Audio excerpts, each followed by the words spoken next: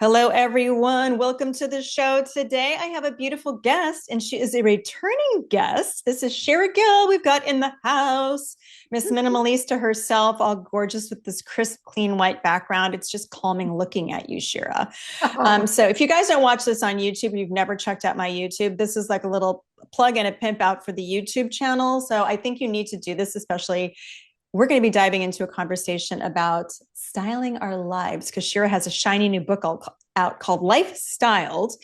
And so Shira is one of the most listened to podcasts ever in the 3-year history of this show. So I'm like, we need to have her back on because she has a shiny new book and fabulous new tips for all of us. And if you haven't listened to her first episode, I'm just going to give you a little bit of a quick bio on Shira, and then we're going to get into all the things, and you're going to love her as much as I do. So Shira is a globally recognized home organizing expert and best-selling author with a minimalist philosophy. She has inspired thousands of people to clear the clutter from their homes and lives and developed a process and toolkit that applies to anyone, regardless of budget, space, or lifestyle. She's the author of Minimalista, Organized Living, and her new book, Life Styled, which we are going to get into today. And I love Shira. And we were just talking about the fact that she's going to be going on Good Morning America. She's been all over the place doing all the things. And she is not only an inspiration to all of us midlife women, because she is a midlife woman doing big, incredible things, but she is also just lovely. And she has so many great tips because y'all, I know we all have the same shit that we're dealing with. Burnout, we feel overwhelmed, we don't know what to prioritize. We are like, do we keep this? Should it stay? Should it go? Shira's going to tell us it should go. Spoiler alert. So we're going to get into all these things today. So buckle up for a great episode. This is one you're going to want to come back to and listen to again and again, and also listen to the first one that I did with her many, many episodes ago, which we'll also link in the show notes. So you can have a 2-pack of Shira and just feel minimalized, lifestyled, organized, decluttered, and ready to rock and roll. So Shira, welcome to the show again. And I'm so happy that you're here today. oh my gosh. Thank you for that incredible introduction. I'm so happy to be back. She's back. It's And back. just like I said, y'all, you have to look at this on YouTube and also check out her Instagram, because just looking at her Instagram and looking at her newsletters is calming. I I aim. think we all I need that try. calm. We all need that calm in our lives. So, for those of my listeners who don't know who you are, can you just give us a quick background onto how you got started into everything that you're doing, and then just launch into lifestyles and what the book is all about? Sure. Yes. Love it. So, I was born and raised in the Bay Area. I am a San Francisco Bay Area based mom of 2. I'm a wife. I have a dog. I run a career. I write books. And my work really dives into how to clarify what is important and strip away the clutter that's in the way. I focused on this in the realm of the home for the majority of my career. So I organized and edited and styled homes all over the country for, I think it was like 12 years before I got my first book deal. So I have seen every type of home. I've worked with every type of family and individual across this great land. I've seen it all. And I came up with a really practical, actionable toolkit for busy, overwhelmed people to start stripping away clutter. I did this in the realm of the home for most of my career. And then about a year ago, my publisher said, "What's your next book?" And I said, "I don't know." And and my editor said, "Well, what would be like the 2.0 of Minimalista, where you help people edit and organize their homes?" And I had this kind of light bulb moment about using those same tools to help edit and organize your life. So that was something where I also kind of confronted my own imposter syndrome around being really good at having clear limits and boundaries in my home. I am a minimalist mom. I'm really curated in my home. It's really easy for me.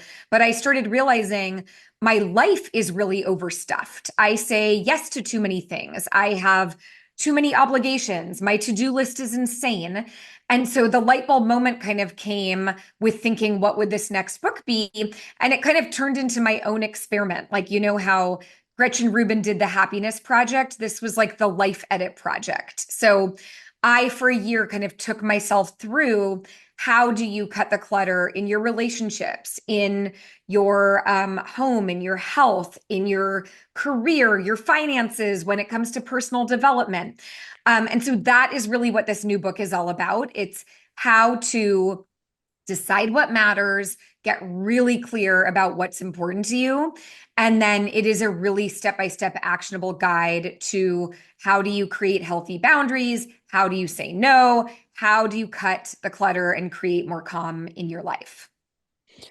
Okay, so yeah. Just that, just little things. So we need to know all the things. So I know everyone's listening going, okay, Shira, bring it, bring it.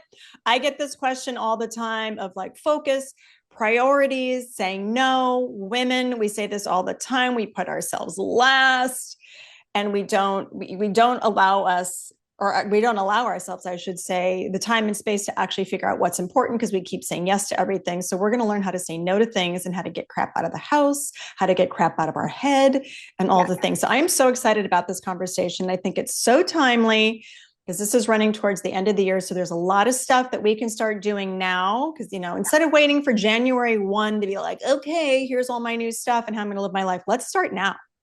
Like, let's start now so we can go into the holiday season calm and then attack the new year with all the tools that you're going to share with us.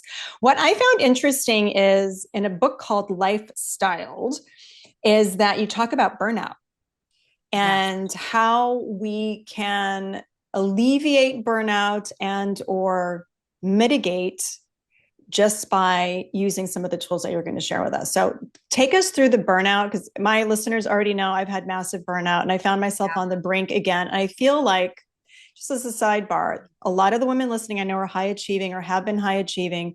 We're midlife.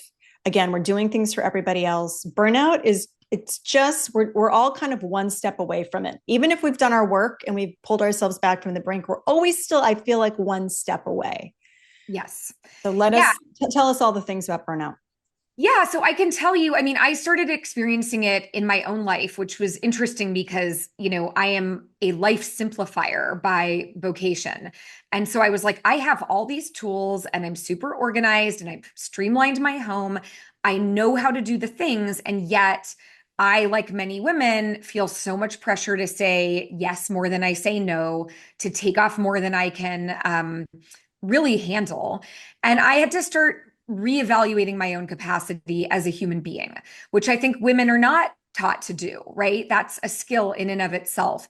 And I realized I was onto something when every single woman that I talked to, not just the women that were my clients that were hiring me to help with clutter, but my colleagues professionally, other organizers, other productivity experts were confessing they felt overextended, overscheduled, exhausted. And so I realized, okay, clearly there's like a mathematical problem here where we are accumulating more than we are editing. And I think the language, the pressure in society is always about accumulating and adding. It's adding more to our, not just to our homes, like buying more things and buying pretty outfits and new purses and new cars and the bigger home. Like we know all of that pressure, but it's also the pressure to just say yes to everything as a woman.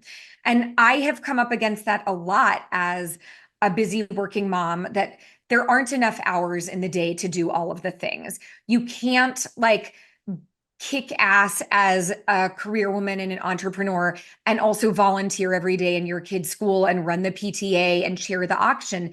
It's physically impossible. It's mentally impossible. So what I kind of tapped into is I practice minimalism in my home life. That's what we talked about a lot in our first episode together. But I realized I was not applying that same kind of lens, philosophy, and toolkit to my life. So let me start by just clarifying how I define minimalism, because minimalism is such a like terrifying word to people. So I define minimalism as being radically intentional. And that's not just with the things you own, but with how you spend your time, your resources, and your energy. So I'll say that again. It's being radically intentional, not just with what you own, but how you spend your time, resources, and energy. And so for me, I had to kind of hit the pause button and take a step back and do what I like to call a life audit, where I think through all of the different buckets in my life. And so for me, that meant looking at my marriage. How do I spend my time in my marriage and realizing, wow, that's super neglected. Like my poor husband is always finishing last because I prioritize my career, I prioritize my kids, I prioritize my health. And then I'm like, oh, Jordan, we should probably have dinner once in a while, right? So it was looking at like, if you asked me what my values and priorities were, I would 1,000,000% say my husband, my family. But when I looked at how I was spending my time, it was doing like a million other things that had nothing to do with valuing that very important relationship. So, step one is kind of to just take a step back, push pause, even if you just have an hour to literally just write down what are the important buckets in my life. That could be spirituality, it could be finance, it could be career, it could be relationships, it could be your relationship with yourself. All of those big buckets. And I like to go through and just rank them in order of fulfillment. So I do like a 1 to 5 scale. And the first time I did this, like I had a leisure and recreation bucket. And I was like, oh, that's a 0. Like, I am not going on picnics or leisurely strolls or taking my kids to the beach. We live in the Bay Area. There's no excuse. Like, we're by all of this beautiful nature. And it just is simply by starting by cultivating the awareness of what are the things in my life that are neglected. Just by cultivating the awareness, you're already a step ahead because most of us don't even slow down long enough to think about it. Like, have you ever just pressed pause long enough to be like, how is my relationship with my kid or my partner or my best friend? Am I investing the time that I want? So by stopping and just saying, I'm going to just look at this kind of holistically. And then step two is instead of then trying to fix everything all at once, which is just going to make you feel more overwhelmed. Um, my next kind of life lesson was what I like to call like defining a minimum baseline for each thing. So for me, that's saying like, what is the least I could do in each area that I could live with? So maybe like with my husband, we're not going to go on a date night twice a week. That's not realistic. But in our case, we decided we're going to do 2 high value dates a month. I'm going to plan one, he's going to plan one. And so we know we're going to get this quality time in. We also pivoted from doing an evening date when we're both exhausted, which felt like we were just going and spending all of this money on dinner, but we were like too tired to engage, to now we do a day date, like a Saturday day. Like it could be a hike and it could be a beautiful 2 hour lunch somewhere. But we know even if that's once or twice a month, we're getting that in. We're kind of baking in that big rock. Likewise, I started doing it. I have 2 teenage girls. And so we're like passing ships all the time. And I just said to them, like, hey, I feel like I never have any quality time with you. Can we do like a mother-daughter date? And what worked for us, instead of like trying to carve out yet one more thing, was integrating it with things we already did. So, like, I drive my youngest daughter to competitive soccer. Now, every other week, we go get an ice cream when I pick her up. So it's like little low hanging fruit that's like easy and actionable. But now I feel like I know I'm going to have this quality time with my daughter, as opposed to just feeling like all I do is shuttle her around. So it's looking for those little opportunities to bake in the meaning and the values that you want to see in your life in a way that's easy and can be automated. So, like, notice in both of those examples, it was like me and my husband now, like, I plan the first Saturday of the month. He plans the third. We're done. We don't have to talk about it. And with my daughters, it's like, okay, we know every other week when I'm picking you up from sports, we have this mini date, we get a treat. So those little things can actually shift the shape of your life and how you feel. Wow, I'm taking mental notes. I have to listen to this one again. I was like, okay, I'm like you with the two teenage girls, ships passing, they work, they've got this vibrant social life. And you'd ask the question to the audience, like, when was the last time you really sat and looked and audited? Yeah. And I kind of had this crashing because most of my listeners know I just sent my oldest off to college, and nothing is going to kind of make you look at your life kind of quickly than when you send a baby off because there's no time left. Now they're out the door. So Right. now I'm like, okay, what about these girls that are here? And it's changed the dynamic of the family, but I love this idea of tacking things on. I feel like I've done a little bit like, hey, do you want to go to the grocery store? We're doing this, and I'll try and I have twins, so I'll peel one. So it's hard to get kind of that alone time with two girls the same age. Sure. But I love this idea of pausing because we're all in this hamster wheel, even though we try to get off this hamster wheel. And my audience has heard me talk about it. So if we're on the hamster wheel and we're just doing, doing, doing, we don't pause. And I feel like we think the world's going to end if we pause, right? Like, I don't know why that is, but we feel like we're going to miss out on an opportunity. We're going to miss it. Like, it's the fear, the FOMO, or this, that, and the other. So, what have been some of your tools? Because, you know, we're all midlife, the kids are older. I said no to the PTA and all that stuff a long Yeah. time ago. I got sucked into some stuff at the high school. I'm just like, lose my number. Like, you'll see me at graduation. Like, that is all I can do Yep. is show up for my girls when they Yes. graduate. I even Amazing. told sidebar, I told my girls, I said, I'm a bottleneck. You have my credit card. If you need to sign up for AP practice tests, SATs, their AP to all this stuff, I said, just go ahead and do it. Don't even come to me. Like, I take love me it. out of the bottleneck. Just go do Yes. it.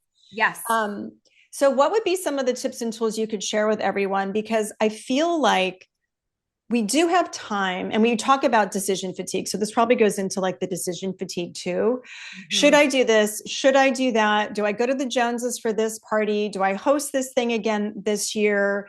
Do I keep doing the thing that I normally did? I could do these 5 things for work, but so we find ourselves going, and I'm speaking this out loud because I am guilty of this. So we go in Yeah. a million different directions. And so we find that we do everything pretty bad or not as great as we could, and we end up fried, like you're talking about. Totally.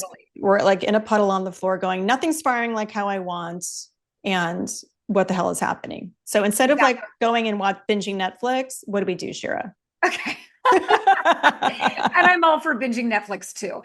Um, so here's the thing is I feel like we spend the first half of our lives accumulating, right? It's all about adding. It's like adding degrees, adding experience, adding notches on the belt career-wise, adding potentially kids, a family, a partner.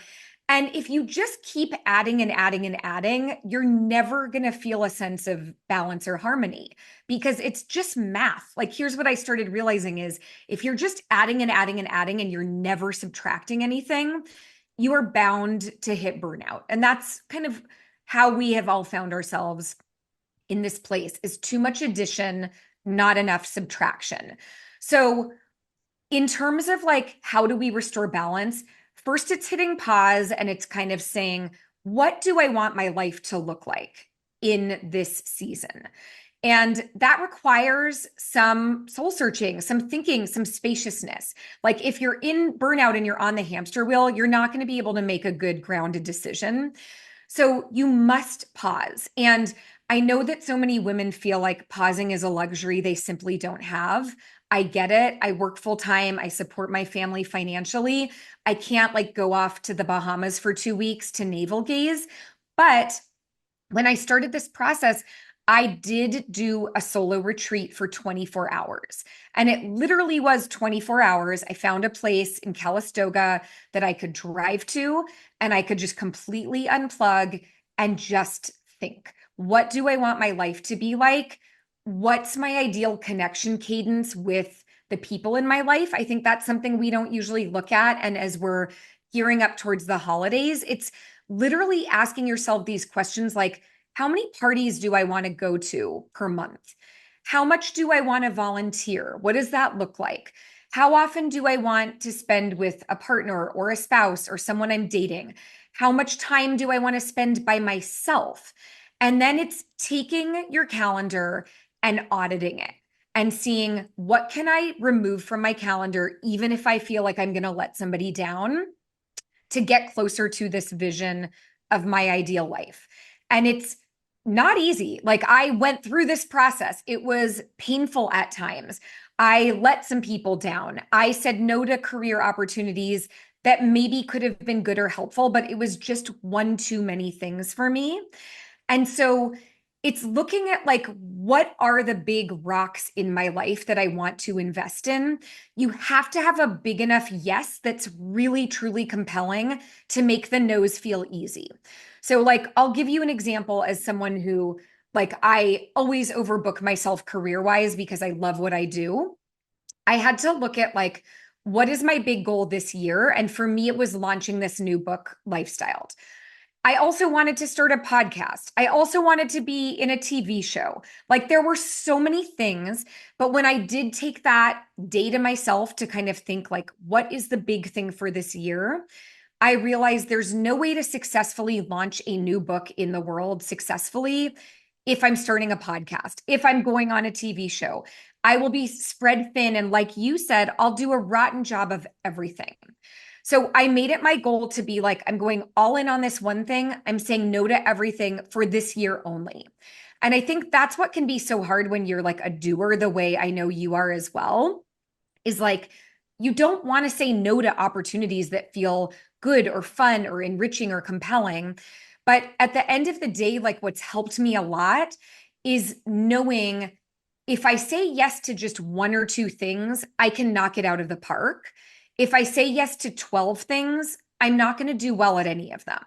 So that's like my number one message here is deciding like, what is your big thing for the year or for the season that is compelling enough to you that like feels like a big enough hell yes, that it makes it much easier to say no to the PTA, no to the extra thing, no to the like, will you go on so and so's podcast or volunteer for this or fundraise for this? It's deciding like, what's the big yes in my life right now? And it can't be 10 things. It can be one or maybe two. Like my rule is typically one personal, one professional, and that's it. And then again, defining what's the baseline minimum, because you still have to eat, right? You still have to like go to the dentist, but you don't have to train for a marathon. Like for me, when I'm writing a book, I'm taking a quick walk with my dog every morning, and that's it. And like, yes, I would love to go to a core power class every single day for an hour. It's not possible if I'm writing a book, but I can move my body. I can try to have a green vegetable or take a vitamin. So it's looking at like, what are the itty bitty things you can do while you're working towards the one big thing, whether that's a huge career shift or a relationship transition or improving your relationship with yourself or doing a big creative venture like launching a business or writing a book. What are all the little baseline minimums that you can define for yourself in those other buckets? I have found that to be game changing, to be like, it's okay that sometimes we have pizza for dinner. That's not what I'm doing. My goal is not to be like the best recipe developer this year. And so by lowering the bar on most of the things in my life and kind of giving myself grace to do a good enough job as a mom, as a meal preparer, as a physical being, like I'm able to knock these bigger goals like writing a book out of the park. Okay, so I think this is the theme here. It's like do less better. Yes. And there's so much here. This whole conversation reminded me of when I launched this whole new business, 3 years ago, came out with the podcast, Shira. The podcast launched a website, was coaching women, having events. I took a book writing class. I was just piling things on, like launching a newsletter, doing all these things and being present on all these different social media channels. And I did the exact opposite that I counsel women to do today, because like I said, you just don't do anything very good unless you focus in on the one thing. And then you realize, like I did after hard charging for a year, because yes, most of us listening are wired that way, thinking, well, if I can do it, maybe I should just do it, but it doesn't mean you should do it. That things get lost in the fray. That was latest. Oh, I was going to say that I woke up one day going, this is not sustainable. Yep. Energy output, we're not supposed to be in go mode every single day of the year. At the time, I still had three children at home, one who was needed to get prepared to go off to school. Yeah, there's a husband who's sadly dead last. The dog was even above my husband. Poor thing. I was like, oh, I'm actually loving on the dog more than my husband. And so, but I think we've been sold this bill of goods by society, and we look around, and it's very dangerous kind of when we look around and we see people that we want to emulate. And oh, like Mel Robbins has this podcast and this, and we forget we have to peel back these layers too, right? Of understanding that people that we're looking at have teams. Yes. That are doing tons of work. And so, and I know a lot of women listening are solopreneurs. And I'm so glad we're having this conversation because we really need to peel back these layers and really think about the needle moving things. And then for those of us, especially with kids still at home, they ain't going to be home that much longer. And so, whatever it is that we feel like life is ending, and this is my whole mission, like you're not too fucking old. I'm turning, 55 soon. We have a lot of time. I think for some reason, we think we don't, but we do have a lot of time. Yes. So we've talked about some big meaty things, and I know it's going to be hard for women to go, okay, how do we pare it down? How do we pare it down? And so I'm glad you shared some of the tips and tools you use. It's like, if I'm writing a book, like that's it. Because then you literally have still this full life you've got to deal with, and you're working with clients, but the book is like the big thing. Right. So I know you talk a lot about habits. I love a habit. I love a good habit. And I try to share habits with the women that I'm working with too, of just, if it's journaling every day, and also, cleansing the calendar. If something gives you like a clenching in your chest, get rid of it. What are your sort of top habits that everyone could implement right now to then be able to focus and get that time back and really get that clarity that we're all seeking? Yeah. Okay. So the biggest thing that I do, and I don't do it every day, but when I don't do it, I suffer. And so this is like my biggest life hack. It's so simple. I call it the index card system. So like a white analog index card. I mean, you could use anything. I grew up with index cards around my house. So before I go to bed, I ask myself the question, if I can only accomplish one thing tomorrow, what would it be? Like, what's my top level thing? I write it down at the top of the index card. And then I just look at my calendar for the day ahead and I make myself a little cheat sheet. So, and this is also because I was just telling you, I've hit midlife where it's like major brain fog, where I used to truly hold everything in my head. And now I simply don't. I'm like at the age where I've started feeling a little of the brain fog creep in. So I make myself a cheat sheet for my day. And so the day before, this literally takes me 5 minutes. So it's defining what's the one thing. Like, if the whole day gets away from me and I'm just going to do one thing, whether it's for my home, my business, my relationship, what is that one thing? Getting that clarity in advance. And then I just make a little cheat sheet based on what is my day. So I literally would write down like 9 o'clock podcast recording with Jen. And as I'm writing it down, anything I need to do to prepare is popping into my brain and I'm doing it at that moment. So if it's like last night, I confirmed with you via email, like shot you a quick, I'll see you tomorrow, right? I go through and I just do that for my whole day. If it's like dinner with the family, oh, we have no food in the house. Who's doing that? When is it happening? So this is like the quickest, easiest thing, but it's kind of shocking to me. Like when I don't do it, I just sort of stumble my way through the day. I get distracted, things fall away. I end up at 6, like, what are we having for dinner? There's no food in the house. So I call it like a date with yourself, just preparing for your future self, for your tomorrow self. Spend 5 minutes, write it down, make yourself a little cheat sheet, and decide on purpose, what is that one thing? If I only do this one thing tomorrow, what is it? So that's number one. I have other habits that are really simple that just are kind of game changing from my time as a professional organizer, which are like every day I put any paper that I need to process in one basket. I call it my inbox. That way I always know like everything in my life is centralized. I feel like as women, we're often the keeper of all of the things, all of the invitations and the bills and the forms. And it's just a lot of mental load. And so I think even if you're doing nothing other than centralizing it into one location, it is a relief for your brain to know all of these things, all of these kind of to-dos are in one place. I know where to find them when I have time. I make a little date with my inbox once a week on Sunday. I go through and review it. I pay the bill, write the email, fill out the form, and kind of reset it for the week. So little things like that. I mean, another one, so simple, but like I delegate doing the dishes to my teenage daughters.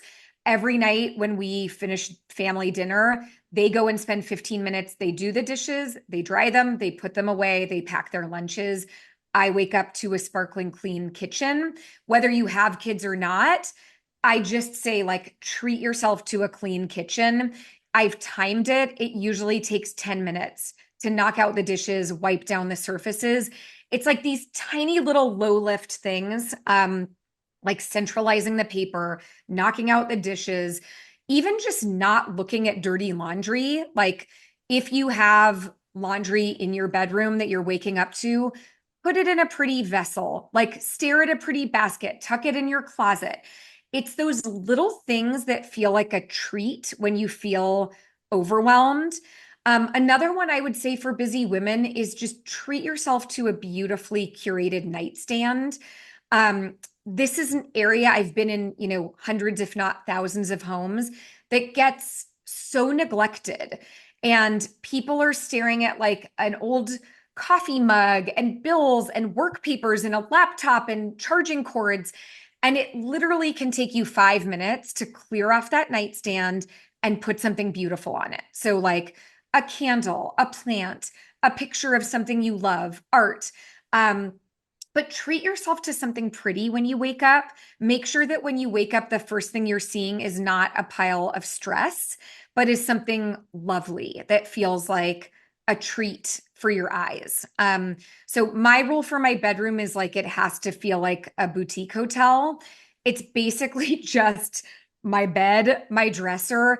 I try to have fresh flowers. I buy them for myself because I'm picky. So like every week on Friday when I wrap up my work week, I literally will go and I'll either clip things from the garden. I don't have a beautiful garden, but even just like some olive branches. And I put them in my bedroom so that it feels like I'm taking care of myself, not just everyone else.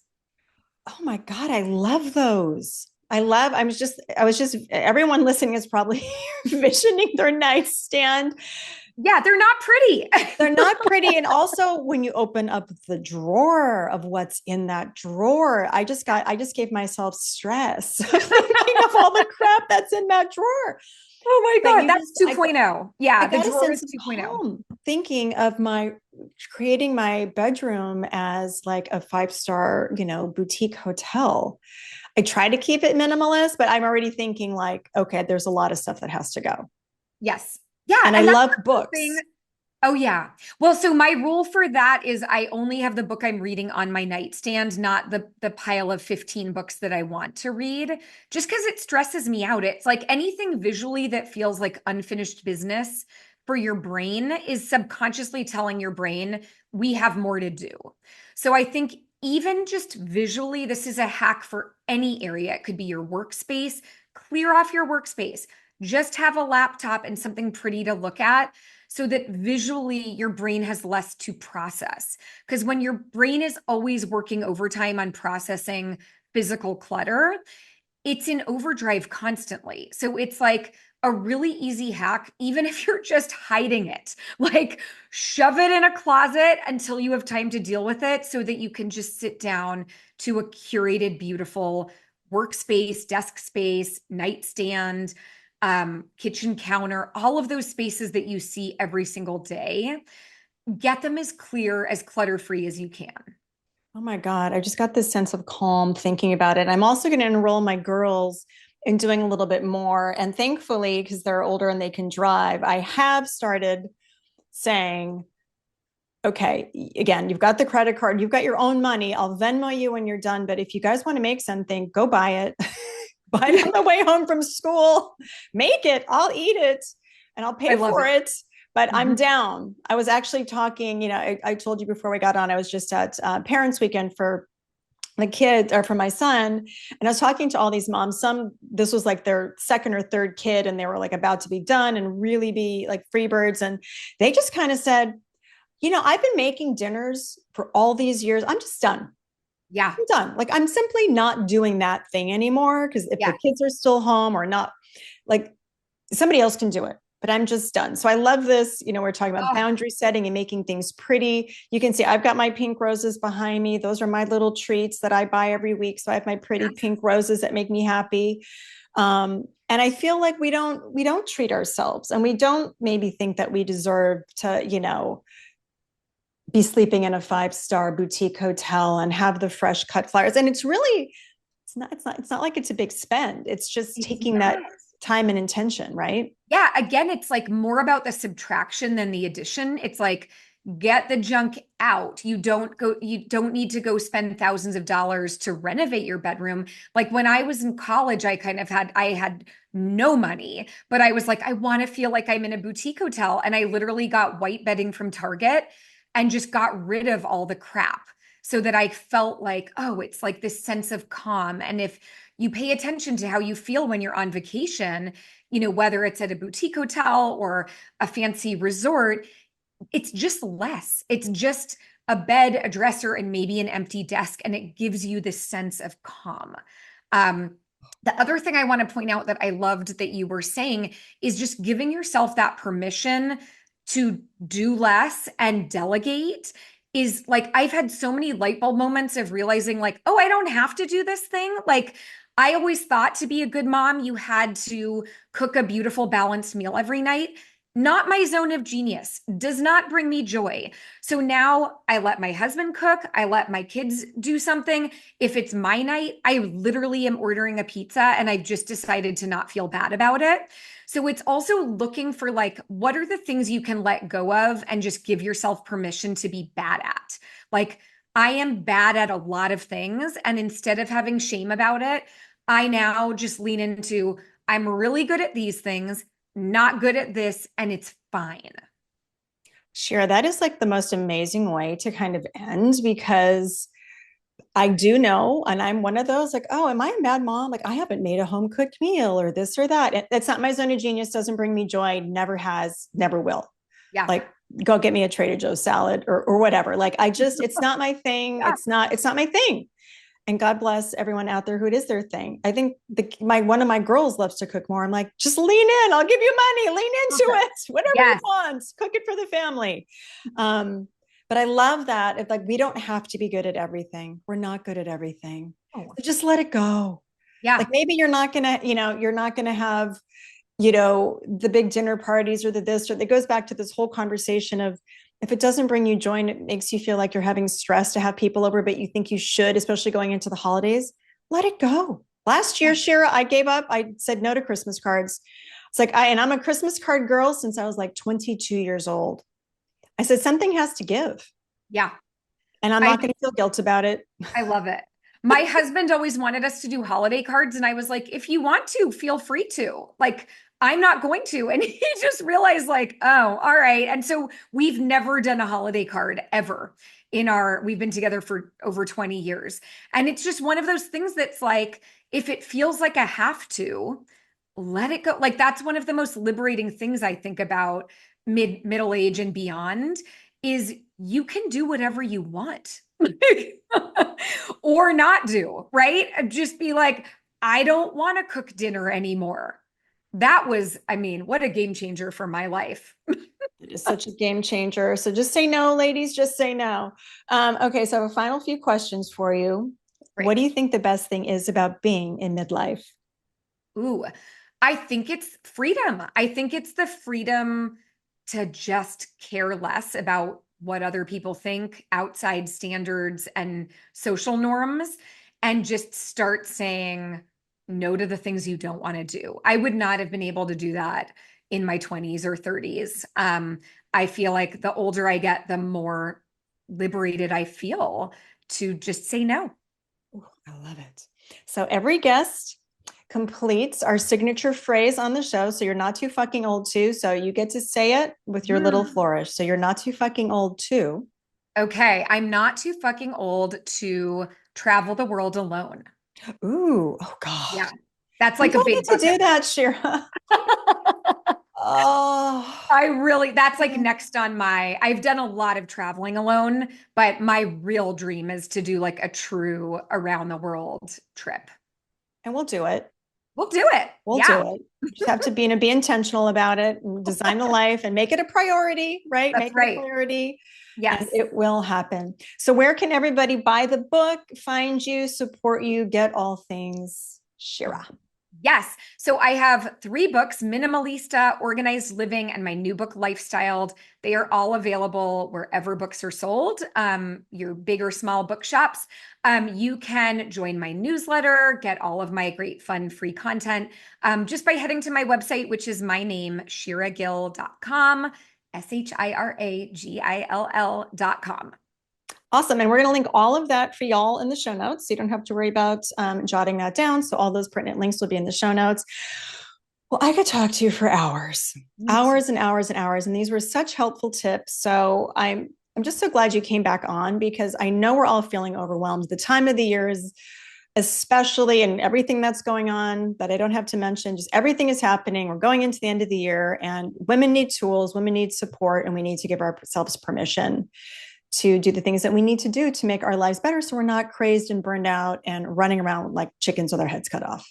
So thank you for coming on today to share all your beautiful tips and tools. And as always, so lovely to chat with you. This was such a blast. Thank you so much.